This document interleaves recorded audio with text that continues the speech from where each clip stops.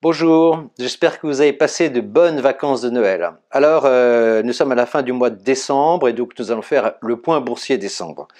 Alors, la première chose qu'on voudrait vous dire chez Ibou, c'est que l'indice CAC, c'est-à-dire la bourse de Paris, a encore un potentiel de hausse et n'est pas du tout surévalué.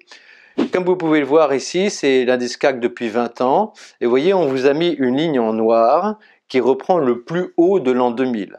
Et donc vous voyez, malgré la hausse récente, assez importante de l'indice, on est encore significativement en dessous du plus haut d'il y a 20 ans. Et c'est assez rare, si vous voulez, qu'en 20 ans, on ne retrouve pas un plus haut.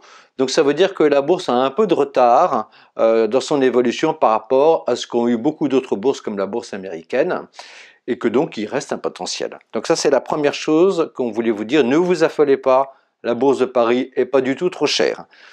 Deuxièmement, il faut aller un peu plus loin dans cette analyse, et là on va un peu répéter ce qu'on vous a déjà dit, c'est-à-dire qu'une partie des actions a fait nettement mieux que le marché, et une partie nettement moins bien. Alors ici, quelques exemples des sociétés qui ont fait nettement mieux. Vous avez L'Oréal, Danone, Schneider, Air Liquide, LVMH, Michelin. Il y en a d'autres, bien entendu. Vous voyez, dans chaque cas, le cours de l'action est nettement, très nettement au-dessus du cours de l'ensemble de la bourse. Et pourtant, ce sont des très grandes sociétés constitutives de l'économie française. En contrepartie, vous avez d'autres très grandes sociétés constitutives de l'économie française qui ont fait nettement moins bien que la bourse. Alors, la Société Générale, par exemple, AXA, une très grosse société comme Orange, des sociétés de services publics comme Veolia ou Engie, sociétés automobiles comme Peugeot, sociétés de distribution comme Carrefour, vous connaissez tous Carrefour, vous voyez Carrefour a fait beaucoup moins bien que la bourse, Saint-Gobain dont on vous a beaucoup parlé, et puis là on vous a mis un exemple avec trois sociétés de la haute technologie, STMicro, Capgemini et Atos. Et pourquoi est-ce qu'on vous a mis ça? Parce que si vous voulez, beaucoup de gens pensent que les sociétés qui ont sous-performé depuis 20 ans sont les gros veaux, les sociétés de l'ancienne économie. Non, vous voyez, il peut y avoir des sociétés de la nouvelle économie qui ont sous-performé. Et qu'est-ce qu'on peut tirer comme enseignement de cela? Eh bien, parce que, si vous voulez, si on regarde de près les bénéfices de Capgemini ou d'Atos, et vous pouvez vous reporter à nos études, bon, ça a été un peu cyclique, mais globalement, ce sont des sociétés qui ont eu des bonnes performances financières et économiques. Et en réalité, si vous voulez, en l'an 2000, elles étaient beaucoup trop chères. Elles étaient valorisées à un niveau beaucoup trop élevé. C'était d'ailleurs également le cas des sociétés de télécom comme Orange. Et donc, si vous voulez, ça met en valeur que quand on fait une analyse financière, et c'est ce que nous faisons chez Ibou, il faut prendre en compte les fondamentaux de la société, sa position concurrentielle, son marché, la manière dont elle est gérée. Ça, c'est une chose, mais il faut également prendre en compte son niveau de valorisation. Est-ce qu'elle est chère? Est-ce qu'elle est sous-évaluée, surévaluée? Voilà, c'est également très important. Donc, vous voyez bien, il y a un certain nombre de très grandes sociétés, généralement appartenant à des secteurs qui sont à peu près les mêmes, qui ont fortement baissé. Le deuxième point qu'on voudrait mettre en valeur, c'est qu'en réalité, c'est pas vraiment des secteurs qui ont baissé, qu'il y a une véritable différenciation valeur par valeur au sein même des secteurs. On vous montre quelques exemples. Si on vous a mis ici le graphique de Renault depuis 20 ans, vous voyez Renault a fait à peu près la même chose, pas dans le temps, mais au bout de la route que l'indice de la bourse de Paris, alors que vous vous souvenez, Peugeot avait fait moins bien. Vous voyez, il y avait une différenciation pour l'investisseur, et il aurait gagné plus d'argent avec Renault qu'avec Peugeot au cours des 20 dernières années. Bon, là, on vous a mis le graphique de BNP. Vous voyez, BNP a mieux performé que l'indice de la bourse de Paris, alors que, souvenez-vous, Société Générale et AXA ont fait moins bien. Donc il y a une différence. On peut retenir deux choses de ça, c'est que BNP, finalement, contrairement à ce que les gens croient, depuis 20 ans, ça a fait mieux fait qu'un ETF. Vous auriez pris un ETF sur la bourse de Paris, vous faisiez mieux avec BNP en cours, et d'autant plus que BNP a versé des très gros dividendes, beaucoup plus importants que ceux de la bourse de Paris, donc vous auriez doublement fait mieux. Bon, on vous met ici le graphique de BNP par rapport à la Société Générale pour vous montrer qu'il y a différenciation. Sur la longue route, BNP a fait mieux que la Société Générale, elle a eu une meilleure stratégie. Mais il peut y avoir des différenciations encore plus fortes, et on vous montre ici le graphique de Vinci. Vous voyez, Vinci a complètement écrasé la bourse de Paris en performance. Vous voyez, c'est en rouge, la bourse de Paris est en noir. Vinci a fait considérablement mieux, alors que vous voyez dans le graphique qui suit, Bouygues a fait nettement moins bien que la bourse. Bon, Vinci et Bouygues, il y a 20 ans, c'était des sociétés très proches.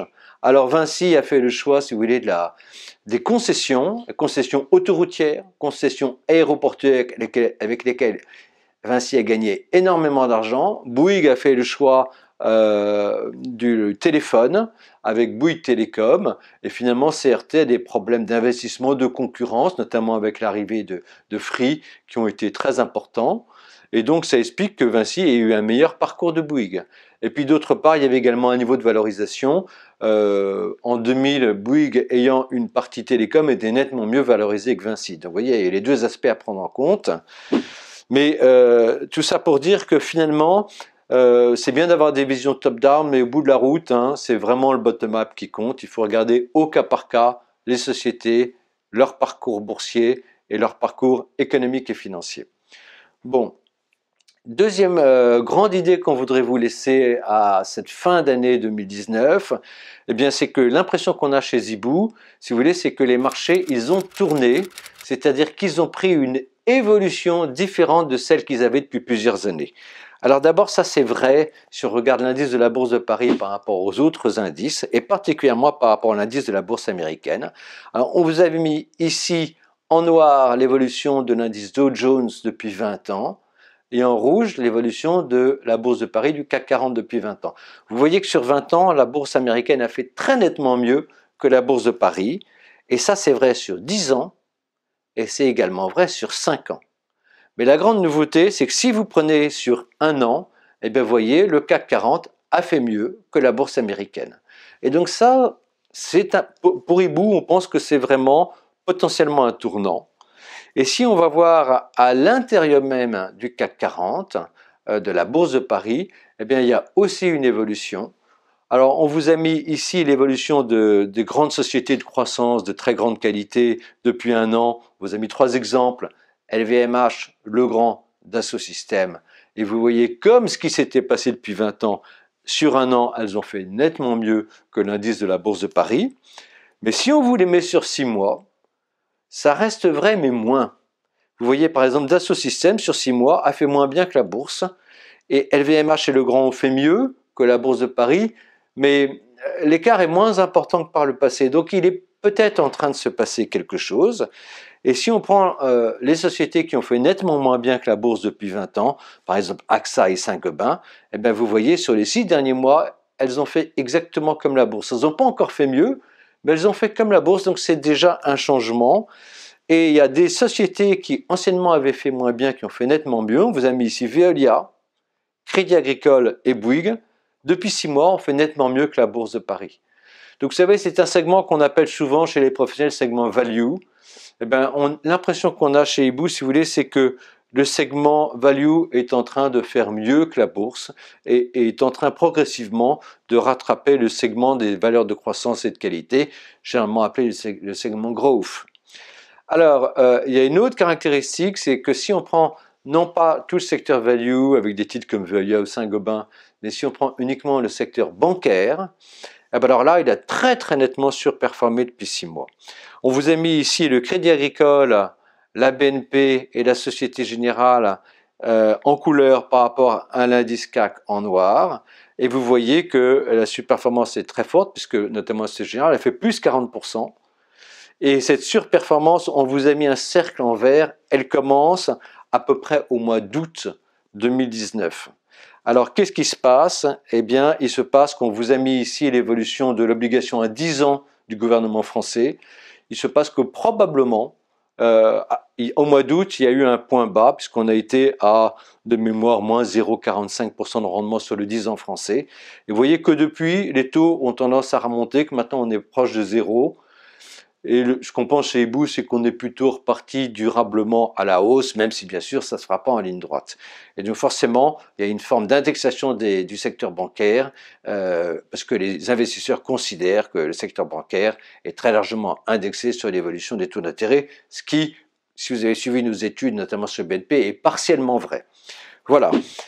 Alors donc la conclusion, c'est que au niveau actuel, ce qu'on pense chez Hibou, c'est qu'il y a encore un potentiel de hausse important sur le marché français, mais que pour que ce potentiel se concrétise, eh ben, il ne peut pas tellement se concrétiser sur les valeurs de croissance, mais il faut qu'il se concrétise sur la value. Pourquoi?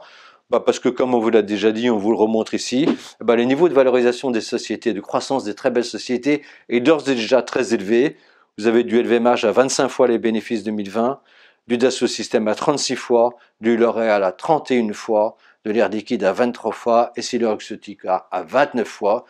Vous voyez, je ne dis pas que ce ne soit pas justifié, c'est justifié, mais c'est déjà bien pleinement valorisé. Bon. En revanche, il y a des sociétés qui ont moins de croissance ou moins de visibilité et qui ont un très gros potentiel de rattrapage. BNP Paribas est à 8 fois, 8,4 fois, AXA 8,6 fois, Saint-Gobain 10 fois, Renault 5,2 fois, Atos 8,4 fois 2020. Donc voilà, le segment sur lequel il y a du potentiel aujourd'hui, le plus de potentiel, c'est celui-là. Et donc si l'indice CAC doit rattraper son plus haut de 2000, d'il y a 20 ans, et le dépasser, eh bien c'est probablement sur ces titres qu'il va le faire, qu'il a commencé à le faire depuis quelques mois, et qui va continuer à le faire. Donc voilà, l'impression que nous avons chez Hibou, c'est qu'il y a probablement un mouvement de marché qui est en train de se mettre en place, et donc il est intéressant à observer, et c'est ce qu'on va le faire dans les prochains points boursiers des prochains mois. Voilà, à très bientôt avec l'équipe Hibou.